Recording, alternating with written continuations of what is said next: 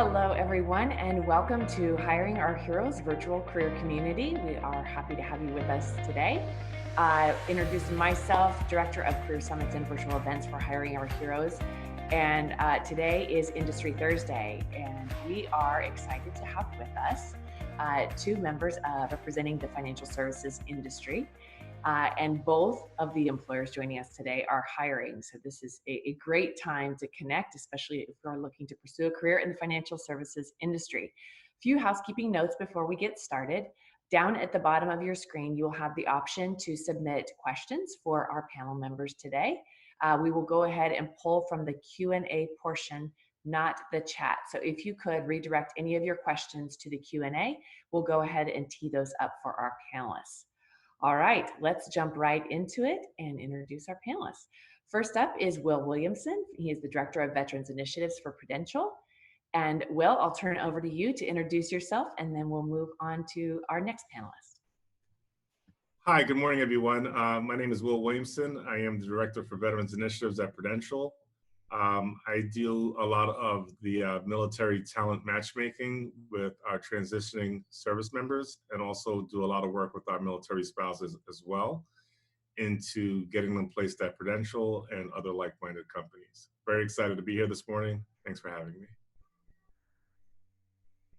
Great, thank you, Will. All right, on to our next panelist, Julie Barnes, Director of Recruiting and Licensing for First Command Financial Services. Julie, if you could give us an introduction for yourself. Thank you, Marnie. Thank you for inviting me to be here with you today. I'm Julie Barnes, Director of Recruiting and Licensing for First Command Financial Services. We are a financial planning firm committed to helping service members and their families get their financial lives squared away and to making a positive difference in the military community. First Command Financial Advisors have a deep understanding of military life and work with military families to integrate military benefits into a comprehensive financial plan. Our advisors provide face-to-face financial coaching at every life stage, offering a complimentary financial plan for active duty military and their immediate family members. 4 out of 5 of our financial advisors are veterans or military spouses, and we are actively hiring at our corporate office in Fort Worth, Texas, and in our financial planning offices throughout the world. Thank you, Marnie. Excellent. Well, thank you both for joining us here today. I know we have had some recent challenges in the last few months and are experiencing a lot of challenges with COVID-19. So taking a positive spin and excited that you are both in a hiring status right now. Just wanted to toss it to both of you and explain what changes have you seen in your industry since COVID-19, and then what you guys are doing to keep the momentum going, and maybe explain some of those positions where you are hiring. Will, do you want to kick us off? Go for it. Sure, I'd be happy to. So I'm really proud of Prudential at this time in my career. You know, I watched Prudential have 25,000 or so plus domestic employees go from a brick and mortar environment to a fully virtual environment in a matter of 48 hours. So extremely, extremely proud of the work that Prudential has done to protect their employees. Haven't seen any layoffs. I know that I think it was the week before last, 6.6 million Americans applied for unemployment insurance. And to see that Prudential hasn't even done any of that, it's very impressive. In addition to that, we also have our summer internship program, and even that experience is going to be 100% virtual. And being able to operate and still execute on the work, to still serve our customers and our internal customers as well, our fellow teammates and employees, to be able to still have active careers and still being able to contribute is very, very refreshing. In addition to that, I've seen the business model really shift in a way that's caring for the employees. So we've even incorporated things like virtual happy hours and check-in points, and teaching folks about best practices. And even for our leaders, teaching hiring managers and managers of people how to manage virtual teams. For many of our leaders, they haven't really had this experience before, and really talking about the sensitivity given this current pandemic, and how to make sure that we're caring for our people and getting the best out of our teams. So again, everything from moving everyone, to virtual to be able to still execute on the work, I think is so impressive. Full disclosure, we did have some technology issues in the beginning, so getting on our conference lines or our Meet Me lines, but we've worked through all of those kinks over the last 2 or 3 weeks or so. And it's been a very rewarding experience to see how everyone's still able to show up and still execute on the work. Thanks. Thank you, Will. I'd echo a lot. I'm seeing a lot of the same things with First Command right now. It was very impressive at the beginning with all the changes and moving to a work remote environment that our organization really embraced that and got ahead of it, and went out and found video conferencing tools and things to make sure that our advisors could continue to do business and serve our clients. When you think of the financial advisor industry and the financial services industry overall, I don't know that people typically think of adaptability and tenacity, but those are two words that I would say that we're seeing throughout the industry during COVID-19. Financial advisors specifically are known for being individuals that build long-lasting relationships with their clients. And you can often, find times when they're, usually our advisors are often out, participating in local events and volunteering their time with local organizations and, joining their clients in memorable life moments such as retirement ceremonies or graduations. And, and it's a little bit different now. And one would assume now with the social distancing efforts in place, this face-to-face industry would come to a slow stop and advisors would be struggling to find ways to carry on. But we haven't seen that. We've seen advisors rise to the challenge, as you were saying, Will, and carrying the mission and supporting our clients in this hard time, where there's a lot of, people are concerned financially, people's jobs are being impacted. Maybe it's, the military spouse whose job is being impacted. And so, our advisors are supporting clients through innovative ways, such as the virtual meetings, which I mentioned, continuing to do those. Some of our advisors, the feedback I'm hearing is that they're actually busier now than usual through the virtual meetings. They're doing porch drop care packages, trivia night events, and even mailing some good old-fashioned handwritten notes to their clients. So we believe, we do have a unique opportunity right now to make a difference in our clients' lives. And, this is an unfortunate situation, but it's moments like these that truly build and strengthen those relationships and really show how important the work is that we do. Thank you, Marnie. Excellent, excellent. So if you could, both of you describe where are your high demand needs for your industry right now, or within your space? Where and what positions are you hiring for? I'll take that.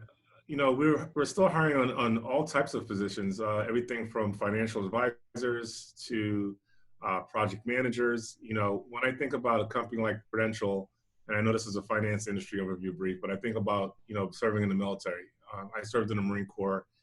And when I think about the Marines, I think about, the tip of the spear being the infantry, right? And all the other jobs in the military really support that evolution to make the Marine Corps and all the other branches of services work. It's the same thing at Prudential. Our financial advisors, our finance professionals are at the tip of the spear. And you have all of these other support jobs that make the Prudential and the financial services industry work. So certainly, yes, we are hiring for the tip of the spear opportunities such as finance advisors, actuaries, things of that nature. But there's a lot of other support roles too that are available as well. So for example, project management, operations, customer service support, desktop support, information technology.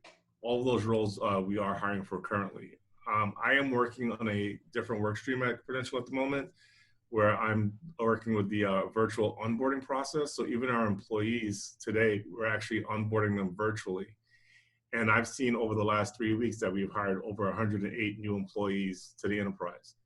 So pretty exciting to actually execute on, onboarding people in a virtual environment, a lot different than doing it in person.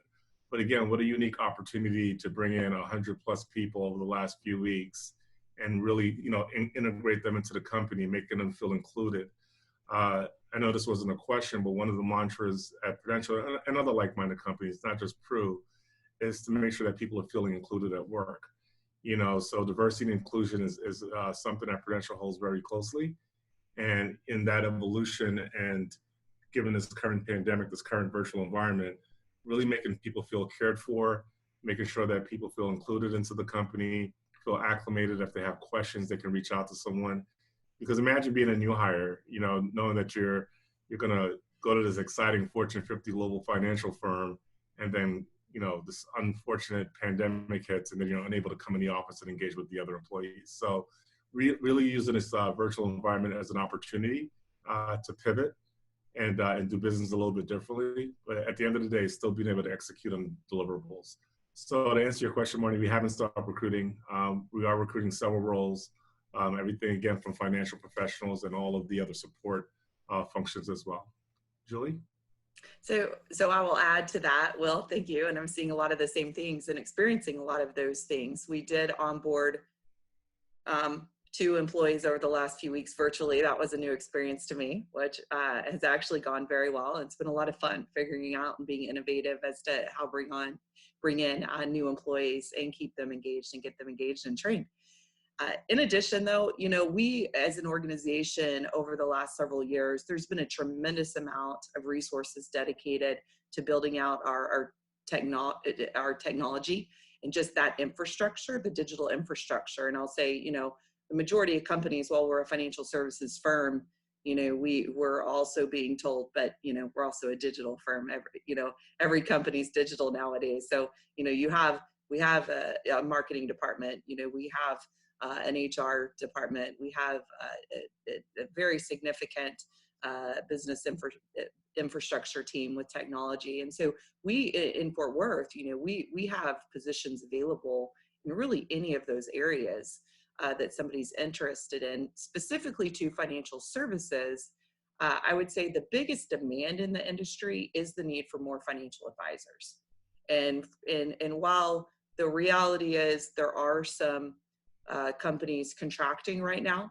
It sounds like Prudential and First Command are continuing to grow. You've done a lot of hiring the last few weeks, and we do 8. We bring in 8 classes of new financial advisors each year.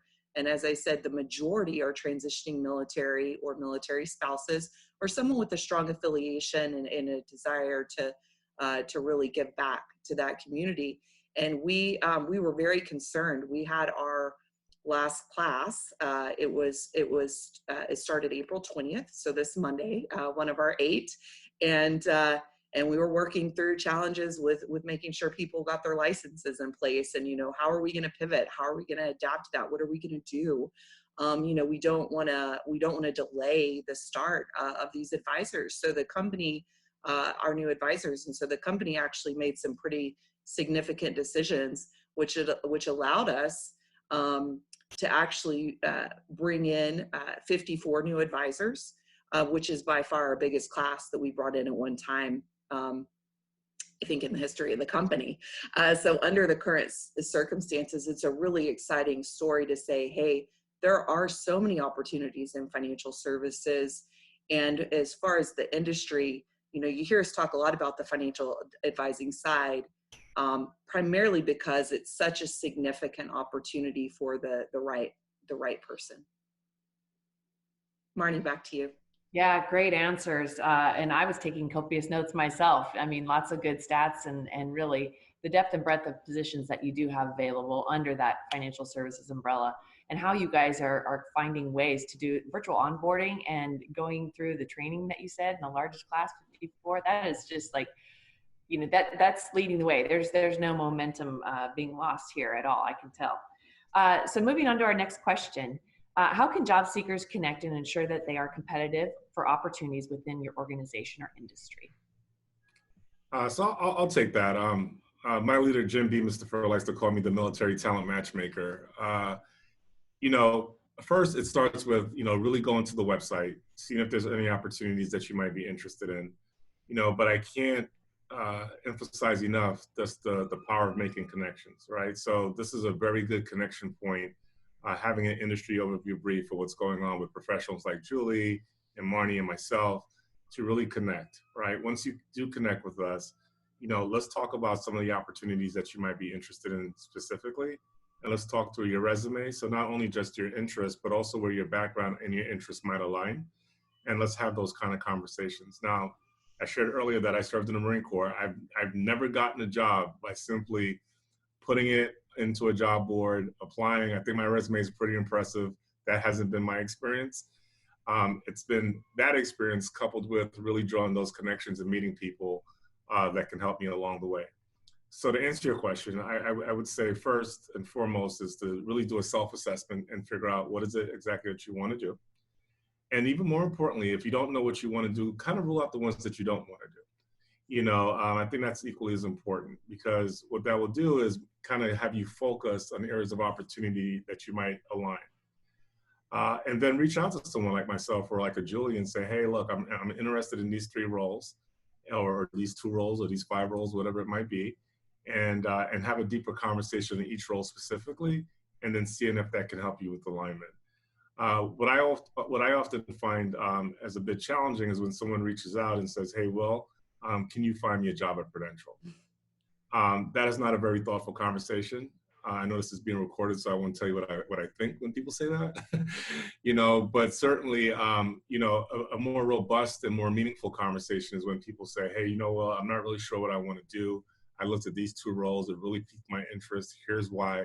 Let's have an intelligent conversation about it.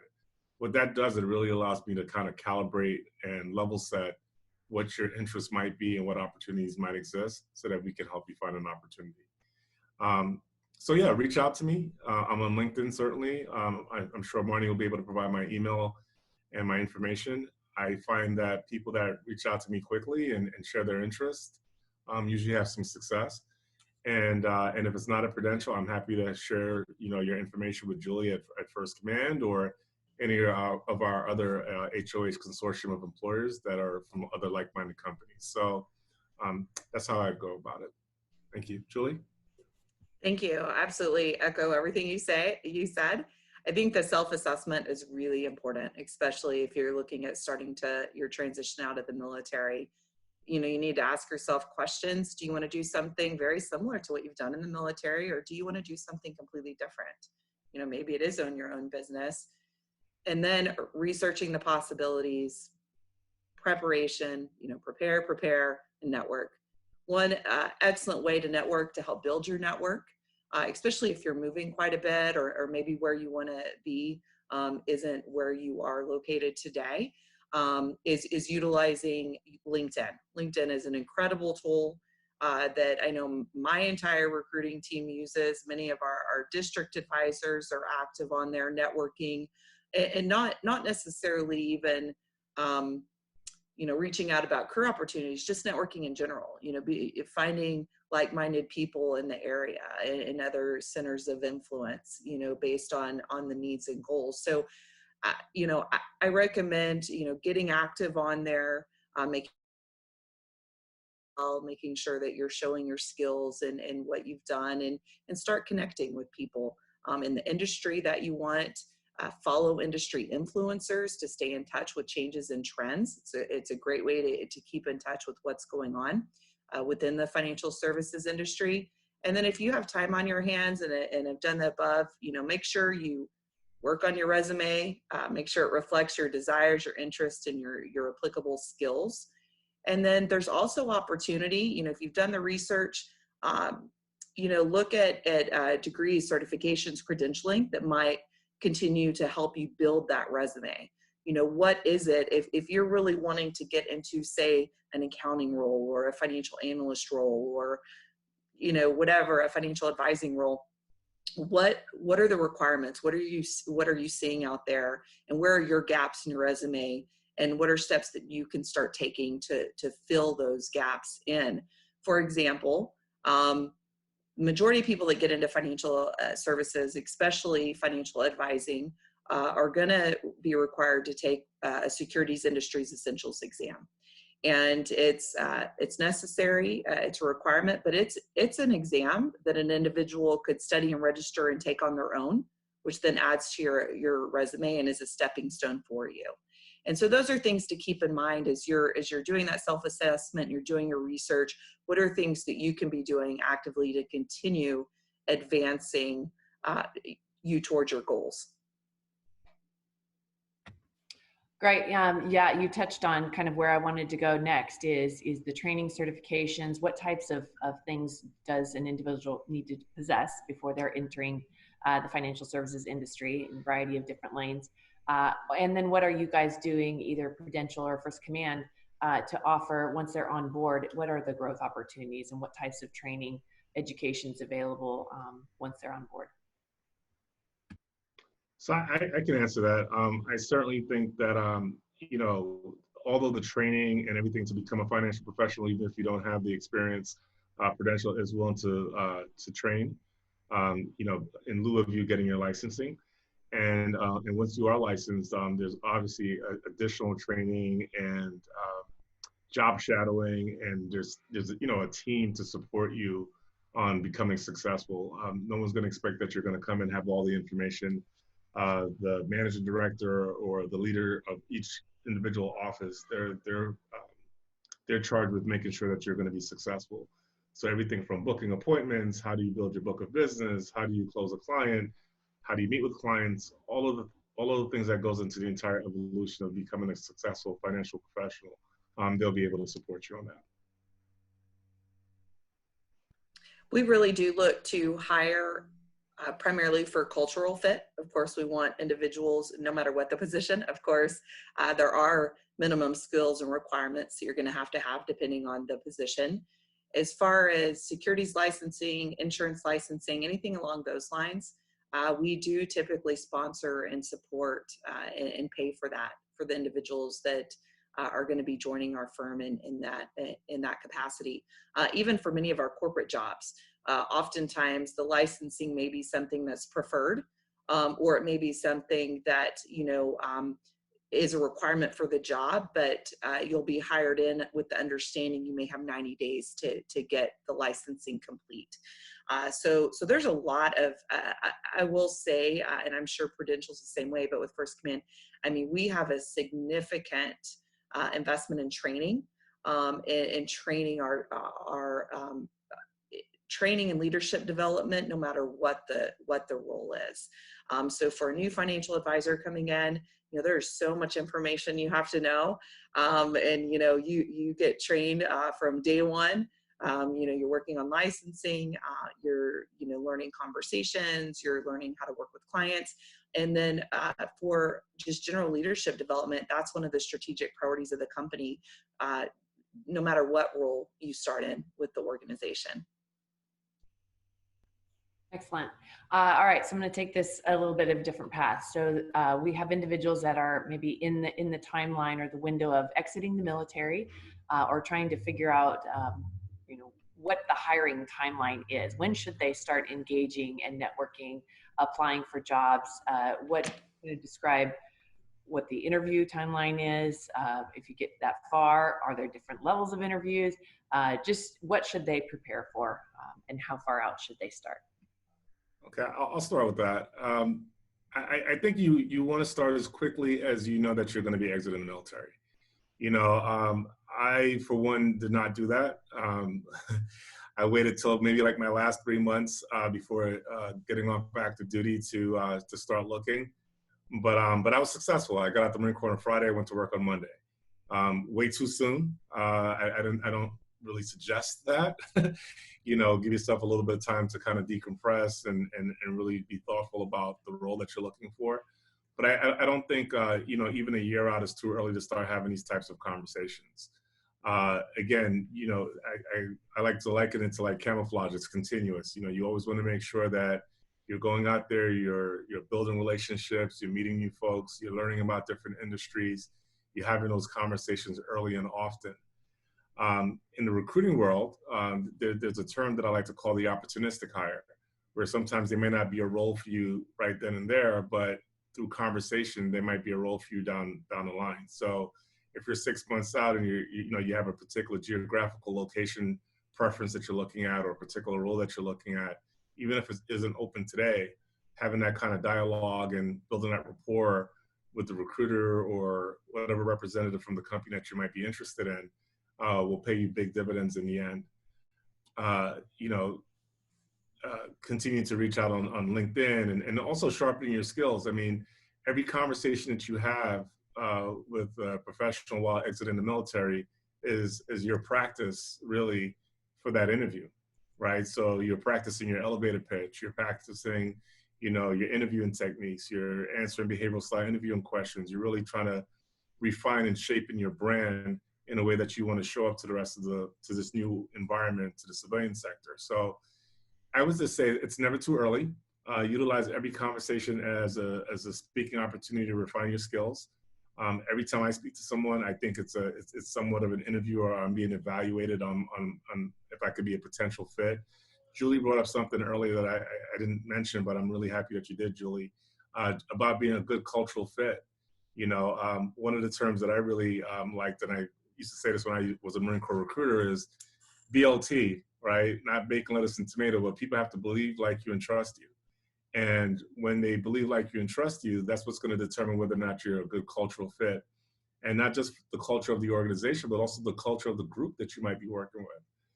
The organization might have their overarching culture, but then each individual department also has a different culture as well. So I don't think it's too early. I think it's, 6 months, a year out. I think that's a really good time to really start looking and seeing what's available. Julie?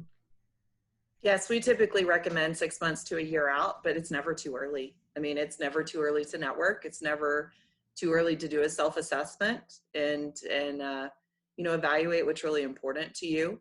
One of the questions we typically ask in an interview, I know I do, to most individuals I'm interviewing is, what are you really looking for in a company, right? We want to hear have they thought that through? What are you really looking for in your leadership? And that helps. Those type of questions, it shows how people think. It also helps shows what's important to that person, and if they've given it some thought, because I think the alignment is extremely important. And so I think it's just, the fact that there are so many individuals on this call today, right, is just exactly you're doing the right things, doing the research, evaluating, learning more, continuing to learn. And I think that's going to just help you so much, propel you to what's next. Right. All right. So we do have military spouses out there as well. And I'm just curious if you could describe what your company's doing to really target recruit military spouses.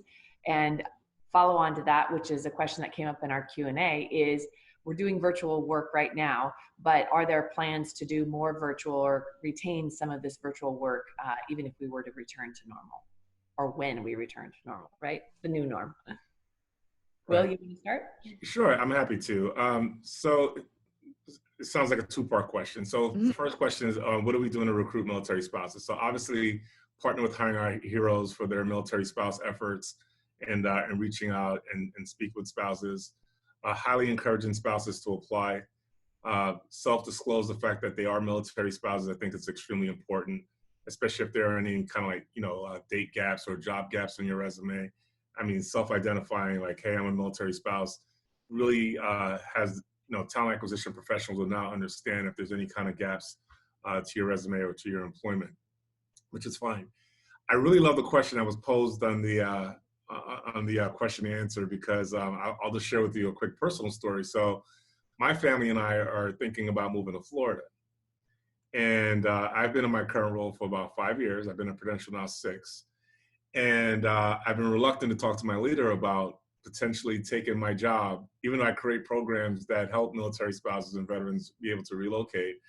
I was a little bit reluctant to tell my leader, Jim Beamister, that my wife and I were thinking about moving from New Jersey to Florida. And so I was looking at this current time. I do work from home, maybe twice or 3 times a week currently. But I said, let me just take a shot at it and ask Jim, could you envision my role being a remote role? So I brought it up to him, given the current pandemic, given the current remote opportunity that we're all in. And he said, yeah, well, I think you'd be fine remote. You work remote now, and I think it's fine. So to answer the question, I do see a lot of opportunities. We had a town hall, of course, virtually yesterday, talking about the capability of Prudential. And our head of human resources said, you know, if we wanted to test this capability of having all of our domestic employees work remote just to see if it can work as a company, as a capability, as a function, it would have probably took us about 6 months to a year to build it. The fact that we were able to have 25,000 domestic employees go remote in 48 hours tells a lot about our capability.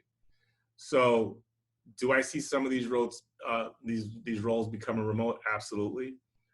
Do I think it's something that can be blended into a conversation more easily amid this pandemic? Absolutely. I think that people should be talking about it early and often. But I think it's also a matter of how you position it, right? So I wouldn't walk into a role, especially if it's posted that it's going to be in an office, whether it be in First Command or Prudential or wherever, and say, hey, is there a way that you can transform this role into a virtual opportunity? I don't know if I would do it that way. But I would, certainly use that as probably maybe even one of my follow-up questions on an interview by saying, hey, I know this role is posted to be in Dallas. Do you ever envision a role like this possibly being something that could be done elsewhere, or it could be done 100% remote? I think this environment has really given us all the verbiage and the platform to have those kind of conversations a lot more easier than say 6 months ago for certain opportunities. So yeah, if you're looking for a remote opportunity, I would have those conversations early and often, but just think about the timing and the positioning of doing that. If I were 5 minutes into a conversation with the recruiter that was, recruiting for a role specifically in an area, I probably wouldn't ask that question then. But if I was in round 2 of a job interview and I felt like that the hiring manager was really liking my experience and considering extending an offer, I might ask that question by simply saying, hey, I'm really excited about the opportunity, want to work for your company. Could you ever envision one day that this opportunity be one that could either be taken to another state or potentially be a 100% remote opportunity? I think that would be totally appropriate. Julie? For First Command, we're very active with Hiring Our Heroes, which is one way we connect with many military spouses, and we really appreciate the partnership. And we also are very active in a lot of different military spouse organizations, the military spouse professional networking groups, and just we're very at the local level. We do have offices throughout in almost all 50 states. So we do a lot connecting. But I will say this. With one of the silver linings as to what is happening right now, as Will was saying, is really the fact it's made all organizations, and I know definitely First Command, really take a different look at things. And so we have, our company has a military spouse advisory council. It's made up of military spouses that work for First Command that meets once a quarter to talk about challenges, successes, how we can better support spouses. And so, it's something really near and dear to our heart as an organization, is supporting the entire military family. And so, we also have an individual who's in charge of all of our administrative assistants and office managers across the organization that kind of help lead training for that. And one of her priorities has been over the last couple of years is to try to find different opportunities for military spouses. How can we do more? How can we offer more remote opportunities that are portable? We do that very well with our financial advisor role. We've been able to find ways to move a spouse when there's a PCS, and we do that pretty consistently. But what about all the other positions that we have available? What more can we do? And so we don't.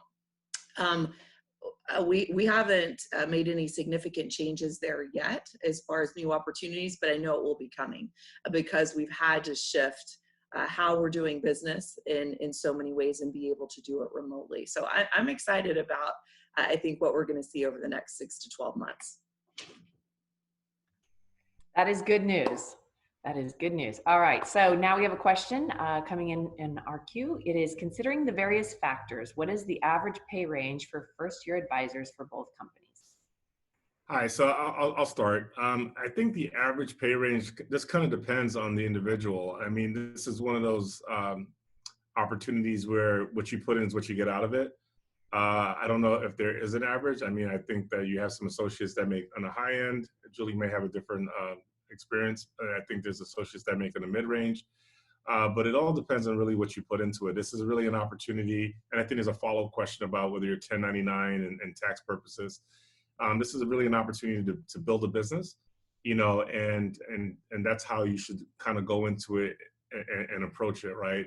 How do I build my business? How do I, engage with my customers, build these clients for a lifetime, and really a lot of it is going to depend on your effort. It's not a salary job, right? It's financial advisor specifically. It's not an opportunity where you're going to make a salary and you know exactly what you're going to make. But I do think it's a unique opportunity to be able to control your income. When I got out the Marine Corps, I went into the mortgage business, and very similarly to being a financial advisor, it was 100% commission.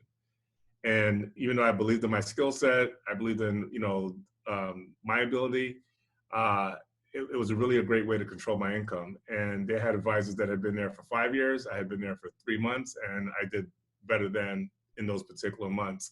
So I just think that this is it's a meritocracy, right? What you put in is what you're going to basically get out of it. And those are the reasons, actually, the majority of individuals that I work with that come into financial advising that served in the military, that's actually one of the big reasons that they decide to do this is they want to get paid and compensated for the work that they're doing, right? And so, I agree. I mean, I think how he outlined it is pretty typical. If you're looking at a financial advisor position, I will say, I know specifically for First Command, though, all new advisors do go through a 9-month employee training program where they're getting all the training to really help give them kind of runway to get started. And then at that 9-month mark is when individuals do transition to an independent contractor. All right, moving on to the next topic, the fellowship program. We have both the corporate fellowship program and the military spouse fellowship program. I know both of your companies are active in that. So I just want to turn it over to each of you and explain how you're using that program to bring in new staff, new employees, and just where the opportunities are in the road ahead to participate in that with your companies. So I'll start. If you can see me, I got a big smile on my face. I absolutely love the corporate fellowship program. And not only do I love the corporate fellowship program, I don't know if she's on the phone, but a big shout out to Karen Rack from Joint Base McGuire-Dix Lakehurst. She's certainly a fantastic partner. And not only do I work with her professionally, but I've learned and grown from her a lot. So thank you, Karen. A big shout out. I think the corporate fellowship program is, and also the military spouse fellowship program is an amazing opportunity. Jim, leaning on my boss again, he always calls it a try before you buy program. But our hiring managers just love this program, an opportunity to really bring in military talent into the organization, getting them an opportunity to see whether or not this kind of a career is a career for them. And we're evaluating. So just like any other job interview, I mean, yes, the company is evaluating the candidate, but the candidate is also evaluating the company. And I know we talked a lot earlier about, just corporate culture and those types of things. Those are the things that are going to be assessed. I can tell what your skill sets are just by reading your resume, right? But I can't tell if you're a good fit just by reading your resume. So bringing people in, giving them meaningful work, giving them meaningful opportunities. This is not an internship. I want to be very clear. It's a fellowship. And our fellows that have come through the program, which I think we've brought in 9 so far over the last couple of years that have actually are now potential employees, have done extremely, extremely well. And again, thanks to Hiring Our Heroes, but even more specifically, Karen's efforts. So everything from the selection process of making sure that we're finding the right candidate, right? Making sure that we're finding the right job alignment, making sure that that's something that is an interest of the military spouse or also the transitioning service member, and really aligning it with opportunities within the enterprise that make sense. But no, I think the corporate fellowship program is I wish I would have done a fellowship program when I was getting out of the military. It was not available back then. But what a remarkable opportunity for you to, be able to showcase your work, show the value that you bring. And instead of interviewing for an hour, 2 hours, or 3 hours, you're interviewing for 10 weeks, right? And you're really coming in and getting acclimated. And some of the feedback I've even gotten from the hiring managers is, I can't wait for this person to come back and transition into a full-time employee. And this level of continuity from being a fellow to being a professional. And it's just this nice transition. I see the beards get a little bigger, which is always kind of cool for the guys, obviously. But I just see this transition from really, from the military, from being a military spouse in a corporate America. It's a fantastic program. So I would say anywhere we have a financial planning office, we have an opportunity, and we love the program, and we love the partnership with Hiring Our Heroes. It's been exceptional for employers and for the job seeker. I think it's just, as you said, try before you buy for both parties. It's just a great opportunity to get an introduction to financial services. And so specifically for us, getting an introduction to, banking, investments, insurance, you really get to see all sides of it, the administrative part of what goes on in financial planning, those sort of things. So yeah, we're very active involved, and we definitely encourage everybody to check it out if you have the opportunity. I'll take it one step further on that question. So if somebody was interested, whether you're a military spouse or a service member in that transition window, should they be reaching out to you directly?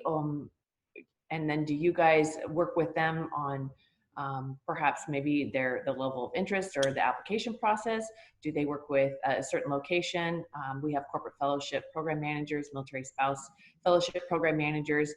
Just kind of describe, if somebody were interested, what would be the next step? So if someone's interested in a corporate fellowship program, I'll talk to anyone, right? I don't, I'm not biased as someone has an interest, but I will tell you though, I will refer you to Karen if it's here in New Jersey, just for the simple fact that she knows more of the nuances of the program than I do.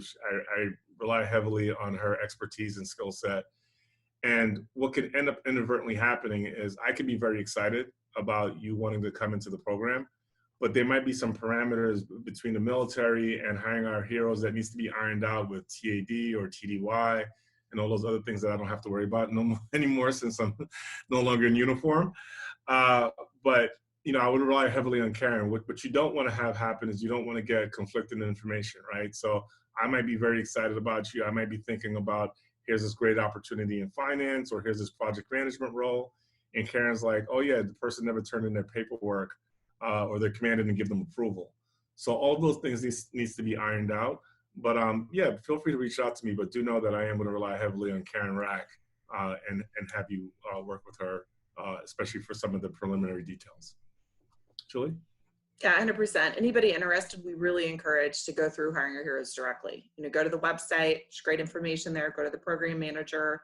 And then if we do have somebody we're connecting with that, if we need to kind of help coordinate that, we will. Definitely feel free to reach out to us, but we encourage you to work with the local representative or go to the website to get more information if you have a question on where to go. But feel free to reach out to me as well. I'll definitely help if I can. Great, thanks. And for those of you that are looking for more information through Hiring Our Heroes, you can go to hiringourheroes.org, our corporate fellowship program. There's more details on it. It is an approved SkillBridge program for those service members. And then for the military spouse fellows that are interested, there's more details on the program there. All right, so I'm going to make another shift here into employee resource groups and what are you doing? You talked about culture earlier. And then, so once these service members, military spouses are on board, what are you doing to help integrate them into the culture and doing what you can to kind of make them feel comfortable? And do you have mentoring programs internally, whether it's a sponsor, some kind of alignment with other staff that helps integrate them? Yeah, so I'll start. Something, again, near and dear to my heart would be employee resource groups. We have an employee resource group for veterans specifically called VetNet. You don't have to be a veteran or a military spouse to join. As a matter of fact, I think most of our members are not. But it's awesome. As a matter of fact, even in this environment, they're doing a lot of virtual things to keep that business resource group, that employee resource group very much connected.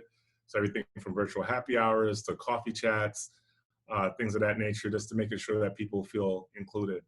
I, for one, for the folks that I've been responsible in hiring, I've been connecting with them just to make sure that they're okay, and really sharing some best practices, even just for my own personal life, of how I make it through the day and, manage my day and be successful during this environment. Everything from what do you wear in a virtual environment? How do you engage?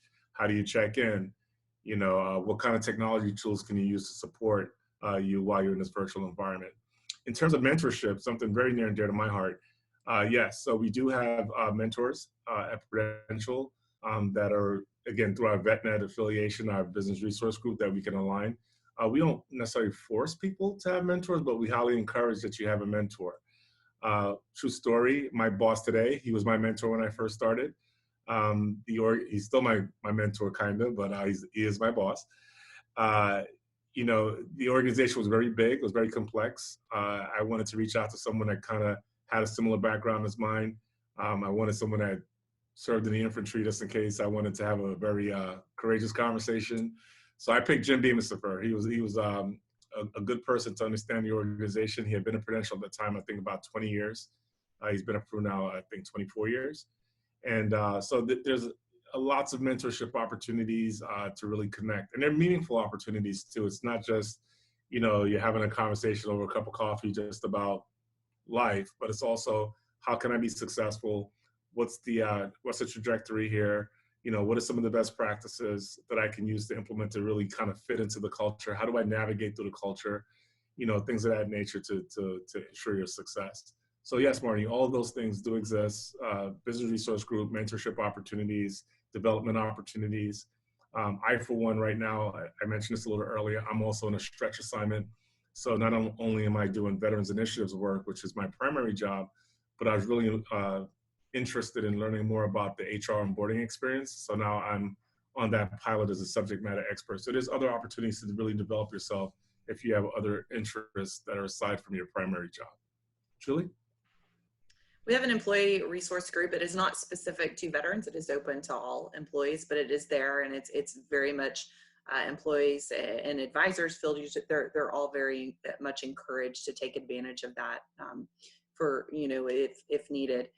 For whatever the reason. And I would say, in addition to some of the things that Will talked about that we do for all new employees that are working at our home office in Fort Worth, they do within the first couple months of starting with the organization, we actually have a full day new employee orientation, where there's a lot of focus around understanding kind of the military lifestyle, what military families go through. Some things pretty basic, just like the phonetic alphabet. This is what it is, all right? To make sure that there's just sensitivity and a more of an understanding of we have, I would say, about 20% of our home office employees actually serve themselves or are a spouse, which is pretty significant. But there is a good number that have not as well. So there's a lot of training that goes on there. And then for all of our advisors, they're actually brought in the first 2 months to the home office for a 3-day, what we call a VIP, where there's a tremendous amount of training and education that goes on for them, just to let them know what resources are available to meet key people within the organization and understand what future opportunities there may be as well. All right, great. We had a question come in through the chat, but I know it was answered, but I wanted to give you the opportunity, Julie, to cover it. Specific to First Command, is the 9-month training program with pay? Yes, the employee program is a paid program, and there are some bonuses and incentives built in as well to get them the basic training that is needed before we launch them into their own business. Right, and so for those still on, I just wanted to redirect any questions that you have. Please put them in the Q&A portion, and we'll go ahead and tee those up for the panelists. Hey, all right, Marnie, while we're doing that, can I make one point? Sure, absolutely. Thanks. So I did mention earlier about our business resource group, VetNet, but we also have other business resource groups as well. And I think they're equally as important to really get acclimated into a culture at a company. So, for example, we have one for millennials, right? It's called Generations, where if you fit into that box, you might want to go and have those types of conversations. We have one, and again, you don't have to be a part of that particular affiliation to be a part of it. If I wanted to join Millennials, I could. As a matter of fact, I'm a member of Millennials as well, just so I can understand that unique experience. But we also have one called Pride. It's for LGBTQ, where we have members that are able to join that. We have one for the Hispanic Heritage Network. We have another one called the Black Leadership Forum, and we have several others. So I would highly encourage, if you were to think about Prudential or any other company that has more than one, to really think about, looking at those, because we all have different parts of our identity, or we just may have interests that we're trying to learn about other people's experience. So I highly recommend it. All right, now we have another question coming in. We've talked a lot about the current COVID norm or new norm. What are some of the service challenges that your clients have faced in this new norm, and what is the financial services industry doing to address those challenges? We talked a little bit out at the beginning, but from a client perspective, what are you seeing and what are you doing, creative, innovative ways to keep in touch with them? And I know you talked about the virtual happy hours, the trivia times, and so maybe just expand a little bit more from the customer side and what you're doing. Yeah, so I'll start. So I'll answer the question a little differently, because I think everyone in our community is our client, right? It's a Fortune 50 global financial firm. We operate within Newark, is where our headquarters is. And I'm really proud of the work that our organization is doing in terms of the community. There's been a lot of outreach in the greater Newark area, just making sure, like, for example, homeless veterans are being served, people in underserved communities that may not have food or resources to get the things that they need. So we're making a big concerted effort for that. On a personal note, my daughter and I, we packed 30 bags over the weekend and brought them to Newark on Sunday because they have a stay-in-place order on Monday. So we wanted to make sure that, groceries got to first responders and essential workers at the East Orange VA on Sunday.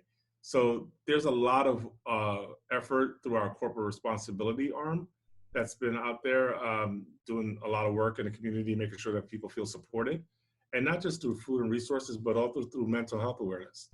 So if they need any help in the mental health awareness space, I know a lot of folks today are feeling very isolated, and it's a pretty rough time for everyone. So I'm really proud of the work that we're doing from a corporate social responsibility, a diversity, inclusion, and impact umbrella, and just really making sure that people feel connected.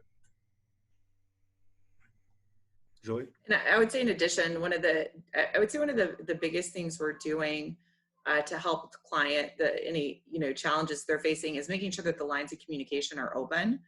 So we're doing quite a bit to communicate to clients on a regular basis through different avenues, a lot of email and that sort of thing, just to make sure they understand what resources are available and how we can support them during this time. Right. Well, we're getting close to the end, but I wanted to turn it over to each of you to just give maybe some parting advice, and then what the call to action is. So somebody participating today, what would be the next steps for them if they're looking to enter the financial services industry? Or you talked about the research in your companies, maybe give some advice on next steps.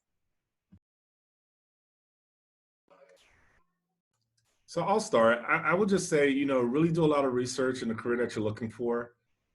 Seek out a mentor, that can kind of help and guide you. And even if it's not a formal mentor-mentee relationship, but seek out someone that's a coach, that can, help you with some best practices while trying to get into that industry. Do a ton of research. I don't think it's too early to start having conversations. But I think more importantly, really dive into the day in the life of what that person does, right? So really put yourself into that experience and seeing if it's something that you want to do. I'll share a quick story. When I was getting out the Marine Corps, my dad wanted me to be a state trooper. He's like, with all the time that you served in the Marine Corps, being in special ops, I think this is going to be a great opportunity for you. And I knew that I didn't want to carry a gun for a living. I don't want to give out speeding tickets on the 4th of July. I didn't want to do any of those types of things. And it really ruled me out from all those opportunities that he was recommending. And when I really focused on the things that I wanted to do, like working in an air-conditioned office, be able to serve clients, not be dirty, those types of things. It really limited my career options, and not say just limiting it, but it really kind of funneled and gave me a different scope in terms of the opportunities that I was looking for. And what that really shared with me was to let me know that I was looking for more of a corporate career, right, in a corporate office. And even though those other opportunities seem rather interesting, they just weren't the opportunities for me. So I would just say, do a lot of research, seek out a coach, seek out a mentor. People love to help, and people want to see, veterans and military spouses become successful. So that would be my advice. Well, you gave great advice. So I'm going to say, yes, definitely do all those things. And then, right now, I mean, you've heard from me, you've heard from Will, go check out the company's websites. You can get so much information out there on the website. So go check out the company websites. Look, there's job postings on LinkedIn. There's, as you're determining what you really want to do, the call to action, depending on where you are in your transition or in your career as a military spouse, as you're really determining what you don't want to do and what you want to do, you can go ahead and submit applications, go ahead and start the application process. Just be very transparent about wherever you are. I mean, if you're not getting out for 6 months, I know for us, we'll definitely start having conversations that early. Understanding, your timeline as far as when you would be able to start. So, go to the websites, do your research, go ahead and submit an application. Feel free to reach out to me directly on LinkedIn. That's a great way to connect with me. And Will, I'm assuming you're there too. Okay. All right, great. So connect with us on LinkedIn and use the resources that you have available. Hiring Our Heroes, even though a lot of these career fairs and things we're seeing are going virtual right now with COVID-19, I applaud Hiring Our Heroes for being innovative and creative and being able to move these events to a virtual environment. So thank you for having us today, Marnie. No, thank you for joining us today and giving great advice. I did want to not leave one question on the table. We had one come in the queue. What challenges do advisors confront with on-base marketing and clients? We only have just a few. Give each of you a moment to pitch, and then we'll go ahead and wrap up. I would just say that there's some complexities with marketing on base. The military protects their service members as they should. And, they want to create a base as being a non-solicitous environment. But I'm sure we don't stay on base 100% of the time. There's ways to, market and not be necessarily on the military installation to be able to teach people about financial opportunities and planning. Julie? Well, yeah, you nailed it. It's a very complex environment. There's permits and things, but for the most part, our advisors, while they're engaged in local events and things, that most of business is done off base, I would say. All right. Well, thanks again to both of you and to First Command and Prudential for being with us and being a part of these events. So for those of you that are on, this is our virtual career community for Hiring Our Heroes. This session was recorded. So if you want to review it or any of our previous sessions that are held Monday through Friday, you can go to hiringourheroes.org/career-community. But even if you go to the main page, you can redirect to not only the recorded sessions, but if you want to register for any of our upcoming sessions. So I appreciate everyone who was on, and we look forward to you joining us later today. We have 2 more sessions, one with Troops into Transportation, talk about the transportation industry, and also Window Wear Project is going to talk about their Where's to Work program. So look forward to having everyone join us, and we will see you again soon. Thanks.